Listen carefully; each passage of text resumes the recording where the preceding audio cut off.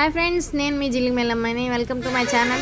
ఈరోజు మన special recipe కుక్కర్లో బాస్మతి బిర్యానీ.